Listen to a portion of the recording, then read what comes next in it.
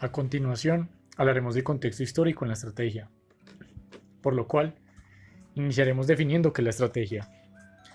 La estrategia deriva del latín strategia, que a su vez procede de dos términos griegos, stratos, que significa ejército, y agein, conductor o guía. Por lo tanto, el significado primario de estrategia es el arte de dirigir las operaciones militares. Orígenes de la estrategia. Según Lawrence Freedman, reconocido historiador británico y especialista en movimientos bélicos, detectó que los chimpancés tienen tres de estos elementos fundamentales de la estrategia, el cual considera que son el engaño, la alianza y el uso instrumental de la violencia. Para él, el uso instrumental de la violencia, a diferencia de la violencia expresiva, suele ser más calculadora. Tenemos que tener en cuenta que tanto los humanos como los chimpancés tenemos estas dos. ¿A qué se refiere? La violencia expresiva suele ser la que nos deja o nos guía por el camino de los impulsos, de las emociones y la irracionalidad, mientras que la violencia instrumental suele ser más analítica, más fría, menos emocional. Esta normalmente con un fin de obtener algo: poder, hembras, territorios, joyas, etc. En el caso de los chimpancés, poder, territorio y hembras. Lawrence Freedman notó en una investigación que hizo que los chimpancés tienen la capacidad de sentir rencor, de analizar a los demás y de sentir agradecimiento. Este segundo, de analizar a los demás, de comprender a los demás, permite que ellos puedan realizar, entre comillas, ciertas estrategias para manipularlos o engañarlos. Ellos, al estar organizados de forma jerárquica, también se organizan de forma política. ¿A qué vamos con esto? Que hay un líder normalmente dentro del grupo de chimpancés. ¿Cómo se sabe esto? En una investigación que se hizo en un zoológico, dentro de un grupo de chimpancés, se analizó que había un líder, el cual se llama Lupi. Lupi es un macho que, a pesar que tiene el poder, no es el más fuerte del grupo. Se supone que se cree que llegó al poder siendo estratega. Pero la historia no trata principalmente de Lupi, sino de Nikki. Nikki era otro chimpancé que era de los que estaba luchando por el poder, por adquirir poder. Él ya tenía también su pequeño grupo de súbditos y hembras. Pero como tal, el jefe máximo era Lupi. ¿Cómo se sabe cuál es el jefe dentro de la manada, dentro del grupo? Normalmente el que está rodeado de hembras, el que le pertenecen las hembras, puesto que ellas son las que ayudan a prevalecer la raza, la especie. ¿Qué sucedió? Lupi, al tener miedo a enfrentamientos directos, evitaba normalmente que los demás o entrar en conflicto con los demás. Nikki, al darse cuenta de esto, decide empezar a usar ciertos métodos para irle restando poder y el ganar poder dentro del grupo. ¿Cómo hizo esto? Acicalando o teniendo sexo o dándole comida. Esta es la forma en que ellos socializan entre sí para ganar alianzas. ¿El qué hizo? Acicaló a algunos súbditos de Lupi, los alimentó también, y por último le faltaba tener sexo con alguna de las hembras de Lupi, lo cual es una jugada muy agresiva, puesto que normalmente el macho tiende a defender a sus hembras y nadie más se puede meter con ellas. Nikki en esta jugada se reproduce o tiene sexo enfrente de Lupi con una de sus hembras. Lupi, al ser un poco temeroso, no tomó acciones al respecto, y a partir de ese momento Nikki se dio cuenta que ya podía tomar el control del grupo. Esto lo hizo paulatinamente. Empezó a atraer a más súbditos de Lupi hacia él, a atraer a más hembras, hasta que llegó en un punto en que ya casi todo el mundo giraba en torno a él. Lupi, al notar que Nikki había obtenido tanto poder, decide enfrentarlo o mostrar cierta actitud agresiva a ver si logra recuperarlo. Claramente él no tenía la intención de pelear, puesto que siempre tenía un poco de miedo a esto. Al ver que Nikki no mostró ningún miedo al enfrentamiento directo, Lupi decidió hacerse a un lado y comprender que ya no tenía el control de la situación. Primeras civilizaciones.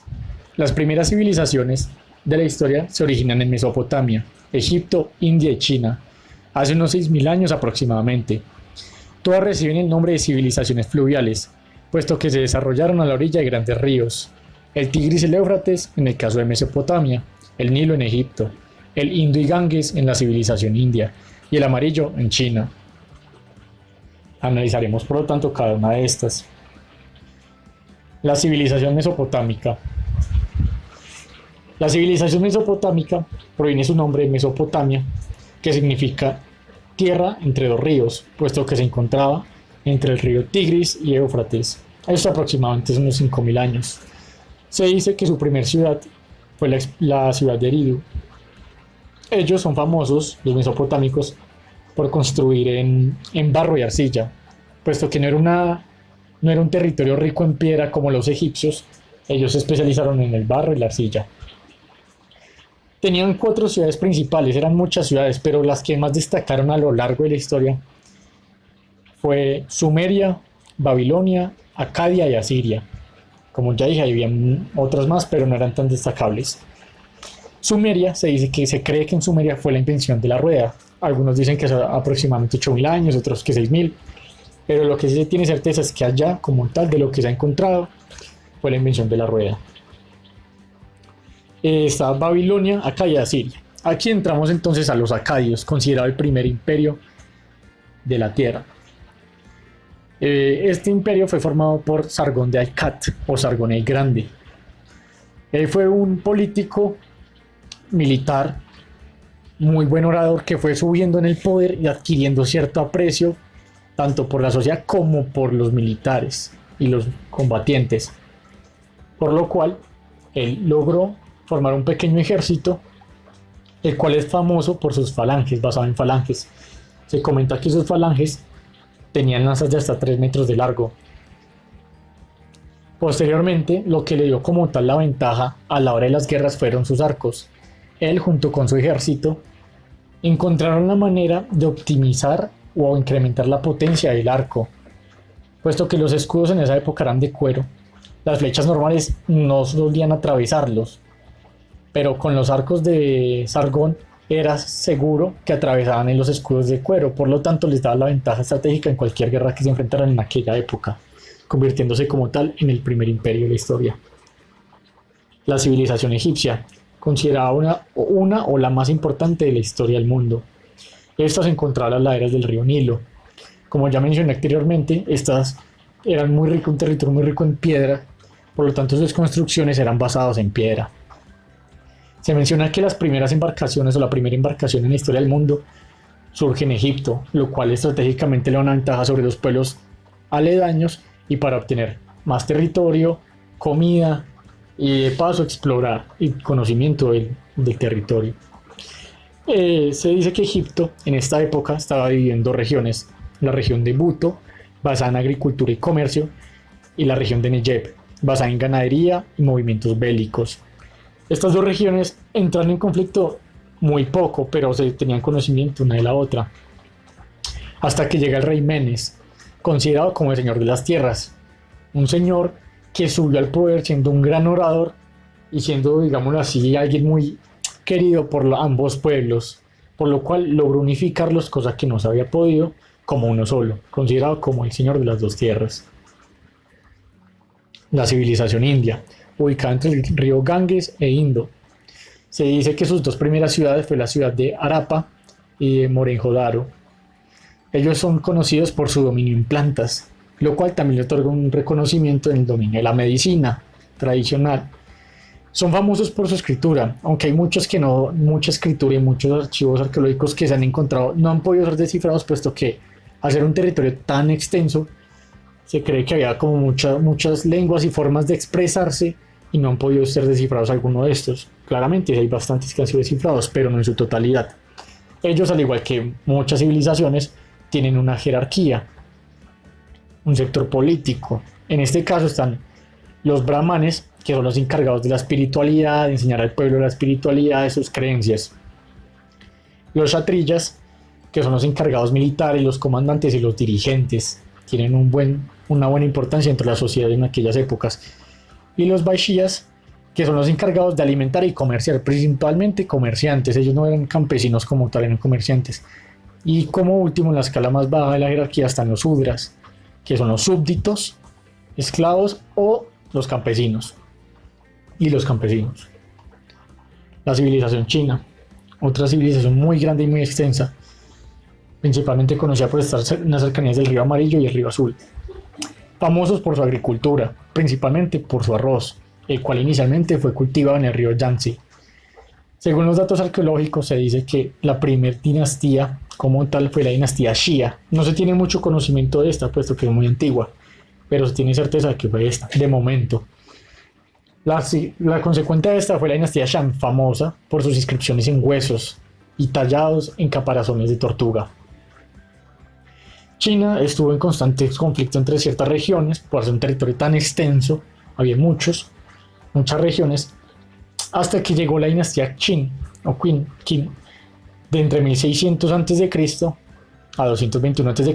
Esta dinastía gobernó, logrando durante este periodo unificar todas las regiones como una sola China, así conformando pues cada una, reuniendo su ejército y conformando un ejército masivo y muy famoso. Ahora hablaremos de los primeros usos de la estrategia. Claramente, como ya se sabe, los primeros usos de la estrategia, por su palabra, sería el militar. De ahí deriva la política y la organizacional, como ya se pudo ver indirectamente o directamente en las 4 civilizaciones mencionadas anteriormente. El Código Hammurabi, considerado el primer texto histórico en cuanto a leyes, muy importante, implementado por el rey Hammurabi de Babilonia. Este consta de 282 leyes y un epílogo, donde se regula la vida social y económica en todos sus aspectos. De aquí surge la famosísima ley del talión, que dice ojo por ojo y diente por diente. Tenemos que tener en cuenta que esta ley fue modificada al pasar de los tiempos, puesto que habían delitos que se consideraban que no podían ser castigados de la misma manera en que fueron ejecutados. ¿A qué vamos con esto? Un ladrón, alguien pobre de la época le robaba a un rico. El rico no podría cobrar ojo por ojo, puesto que no tiene nada interesante para robarle al pobre. Y de ahí surge la idea de que entonces el castigo a los ladrones debe ser cortarle las manos, el cual fue implementado. El arte de la guerra de Sun Tzu. El arte de la guerra es considerado uno de los libros, o considerado el libro más importante de estrategia a nivel mundial. Escrito hace 2500 años por el general Sun Tzu, basado en la estrategia militar. No obstante, se considera que tiene también otros usos dentro de la política, la administración, si se tiene un buen análisis sobre las ideas y se lleva a convertir estas ideas militares hacia el campo que se quiere utilizar e implementar. Este se basa en 13 partes, cada una cuenta con un subtítulo en el cual busca dar o busca entender cierto aspecto que debe ser mejorado de estrategia.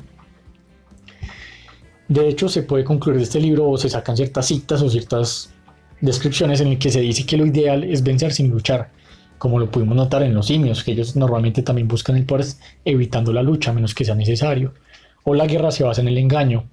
Como sabemos, la estrategia generalmente como finalidad es buscar poder obtener algo, por lo cual se debe ser persuasivo y saber manipular y engañar a los demás. Este libro ha tenido tanta influencia mundial que muchos ejércitos, comandantes y dirigentes políticos leen este libro para adquirir conocimientos de estrategias y conocimientos en cuanto a manipulación y formas de actuar dependiendo de ciertos ámbitos. Grandes líderes y estrategas. Acá vamos a hablar de algunos de los muchos que hubo a lo largo de la historia. Por lo tanto es muy duro abarcarlos todos, pero empezaremos con Ciro el Grande. Se cree que nació entre el 600 a.C. y el 576 a.C. Ciro fue un gran militar y político, también un gran orador, como todo gran estratega es un gran orador. Este fue escalando en el poder, siendo un militar fue subiendo de cargos hasta que logró fundar o conformar la dinastía persa. Este tuvo sus principales enemigos, puesto que al ver que estaba avanzando tanto y creciendo tan rápido, intentaron impedir su crecimiento y su expansión. En este caso, Babilonia, Egipto y Lidia se juntaron los tres para evitar el avance de este. No obstante, no pudieron lograrlo. Fueron cayendo uno tras otro bajo la conquista del Imperio Persa y en 539 se da la conquista de Babilonia. Él es famoso y recordado por ser un tipo diferente a la época. Se le considera que no pertenecía a esa época, ya que él buscaba unir el mundo entre sí bajo un mando único. Hay que entender que este imperio, al ser tan grande, tuvo muchas creencias porque él iba invadiendo territorios y cada territorio tenía sus creencias y formas de ser. Y acá es donde se dice que él era bondadoso y único en su época, puesto que normalmente, al ser una época tan antigua, se solía recurrir a todo a través de la violencia y asesinar para obtener poder. Él, siendo muy hábil e inteligente, convirtió o respetó a las personas de sus creencias. Él era muy respetuoso en cuanto a eso. Él no imponía como tal, él perdonaba la vida a sus enemigos, mantenía a sus súbditos contentos, promoviendo el respeto entre creencias. De hecho, se dice que permitió a los judíos reconstruir su templo una vez fue destruido. Por eso es tan querido y tan conocido a nivel mundial. Temístocles, ateniense, famoso. Hay que tener en cuenta que en Grecia y en Atenas hubo muchos dirigentes y muchos estrategas muy famosos, de los cuales tenemos algunos conocimientos, otros no. En este caso yo quise traer a Temístocles. Temístocles nació entre el 524 a.C. y el 460 a.C. Ateniense, un gran político y estratega naval. Su primera guerra médica fue contra los persas, atenienses contra los persas. Pero antes de eso tenemos que decir quién fue, qué hizo, el por qué es famoso. Él, antes de las guerras con los persas, o en medio de las guerras con los persas, él solicitó que se construyeran más embarcaciones más grandes, más poderosas, y que se centrara la guerra en el mar, puesto que el imperio persa era muy grande, tenía mucho más capital militar, muchos más guerreros que los griegos. Por lo tanto, él consideraba que la estrategia estaba pelear en el mar. Ahí se podría adquirir cierta ventaja. Inicialmente su idea fue rechazada, puesto que construir más barcos y más grandes implementaba o tenía que llevar a subir los impuestos a la clase alta y la clase media, los cuales pues no estaban muy de acuerdo en hacer esto. No obstante, tiempo después se logró, y en efecto obtuvo una ventaja estratégica a la hora de la guerra en los mares, y es muy famoso por esto, por haber sido el que promovió principalmente el avance en cuanto a guerra marítima de los griegos contra los persas. Una vez ellos lograron ganar ciertas batallas contra los persas, se dice que él era muy persuasivo. Se menciona que él logró manipular a Jerjes, diciéndole que estaba al lado de él, que lo iba a apoyar, que quería irse de su bando, y finalmente lo traiciona, siendo una jugada estratégica muy buena porque le da una ventaja militar. A pesar de que fue muy famoso guerrero, cuando vuelve a Grecia, su carrera fue opacada al final, puesto que lo acusaron de traición. Los dirigentes políticos, al notar que él había tenido tanto aprecio y cariño por la gente, puesto que gracias a él y uno de los muchos también que estuvieron implícitos, se ganó la guerra, y considerado como uno de los campeones más importantes de la historia griega, los dirigentes y sus enemigos políticos lo acusaron de traición y de cometer otros delitos que iban en contra de las filosofías griegas. Por lo tanto, él tuvo que ser expulsado y huir. Alejandro Magno. Alejandro Magno nació entre el 356 a.C. y el 323 a.C. en Macedonia.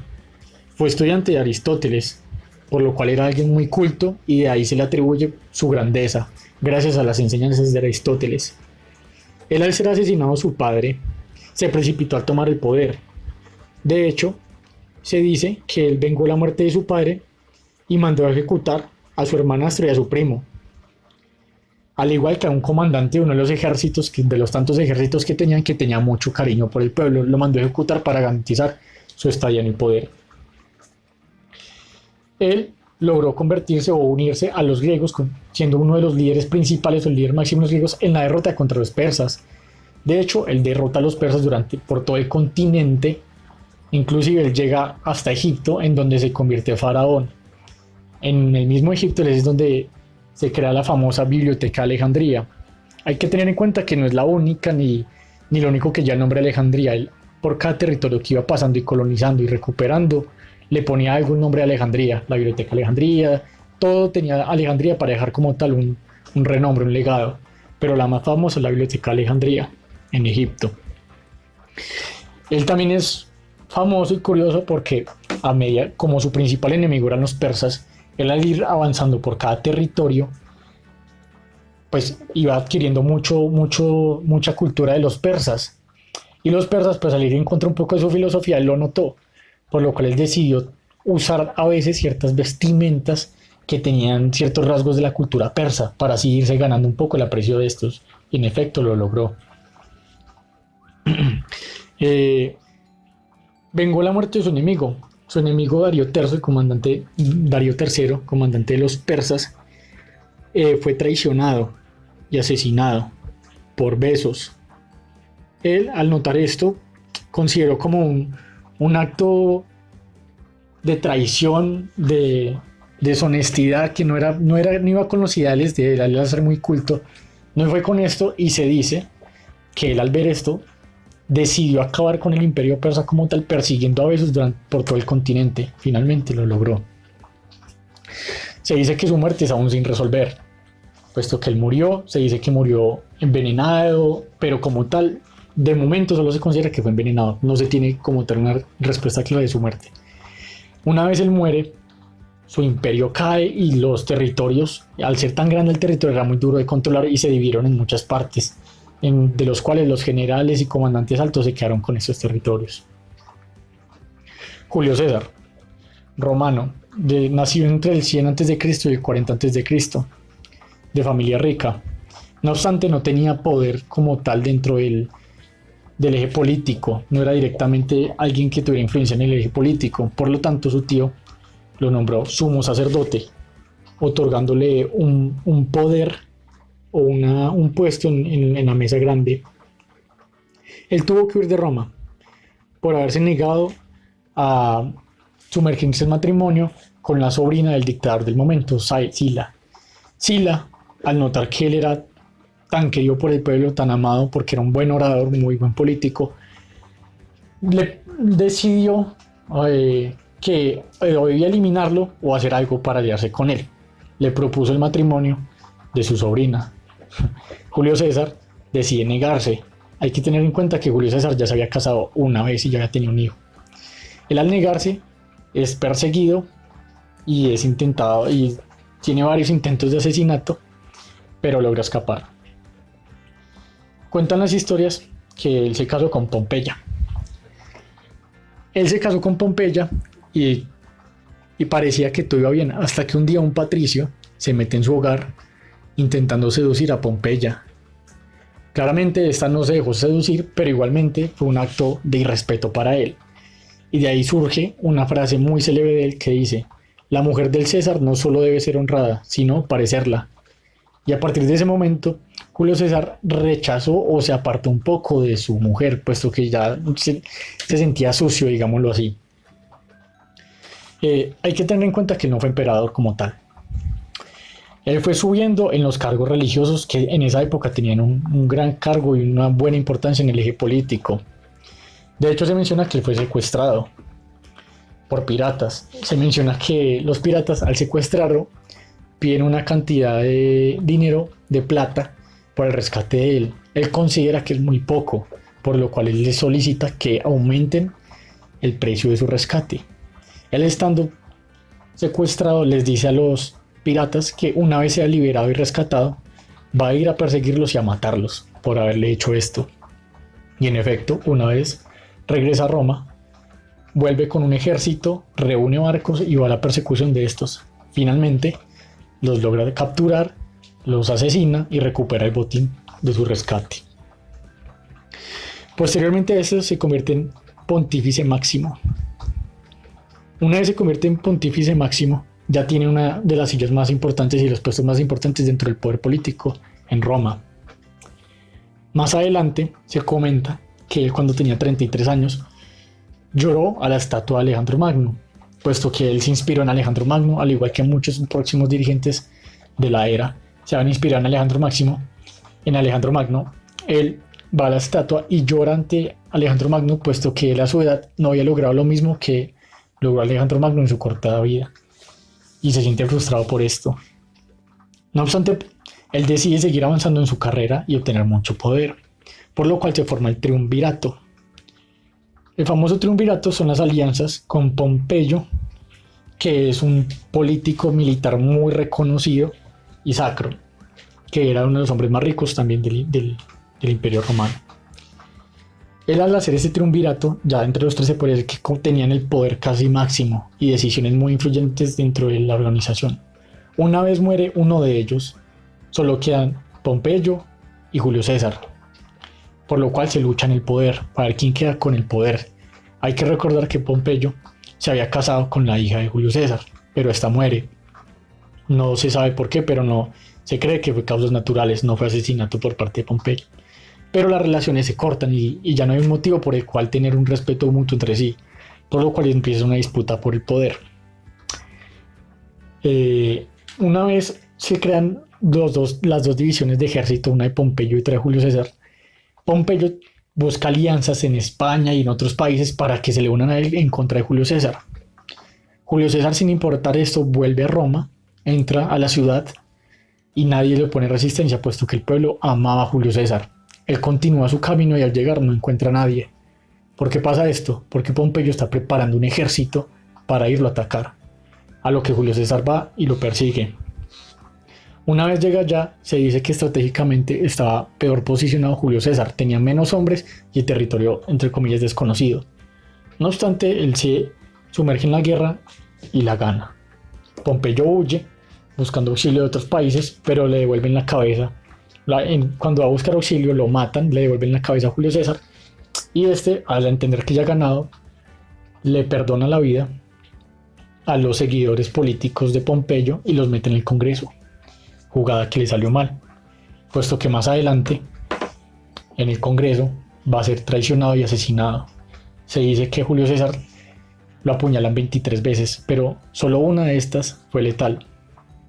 Marco Antonio, posteriormente, en honor a Julio César, le otorga al mes de julio el nombre de Julio por Julio César. También se dice que Julio César modificó el calendario.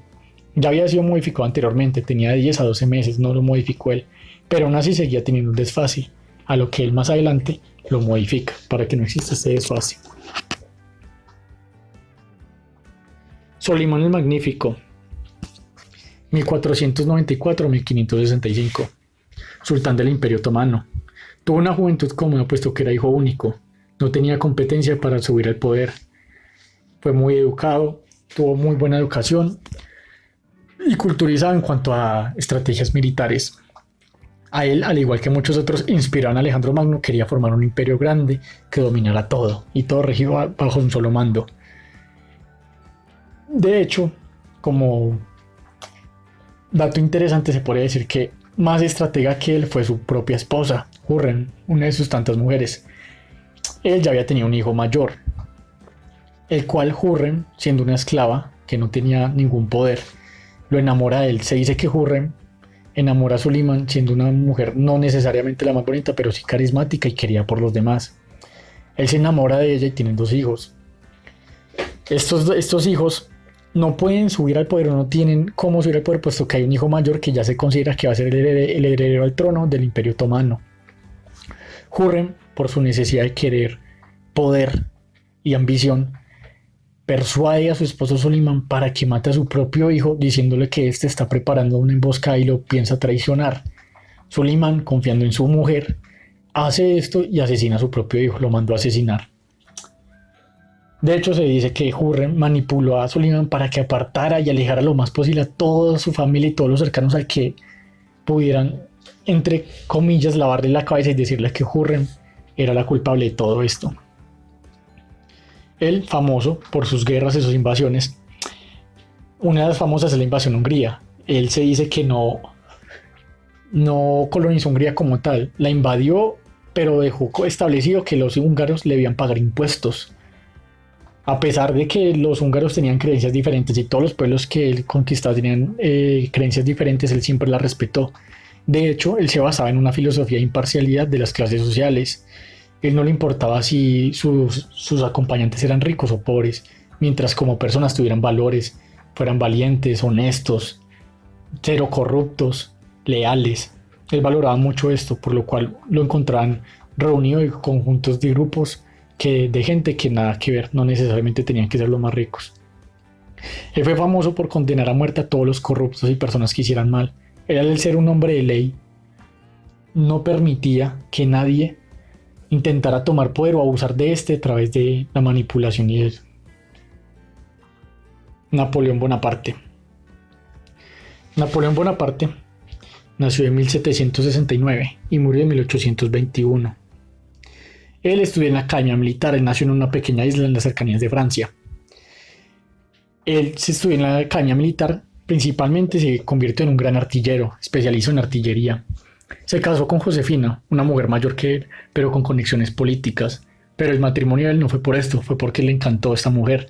Inicialmente Josefina lo rechaza, pero él, al tener un carisma y una ambición tan grande, logró atrapar el amor de Josefina. Esta mujer tiene unas conexiones políticas en los altos mandos muy importantes, por lo cual hay que entender que en esta época habían muchos jóvenes que se estaban formando para ser líderes militares y la competencia era muy dura, por lo tanto era muy duro destacar, pero estas conexiones con Josefina más la actitud del envolvente y su necesidad de ambición le permitieron presentar un proyecto de guerra, una estrategia a uno de los altos mandos gracias a Josefina, el cual fue aprobado. Claramente tuvo muy buen resultado este plan que él ideó y fue nombrado general en Tolón. Una vez es nombrado en Tolón, empieza a coger un poco de nombre, pero no es tan reconocido, a lo cual lo mandan a una campaña en Italia.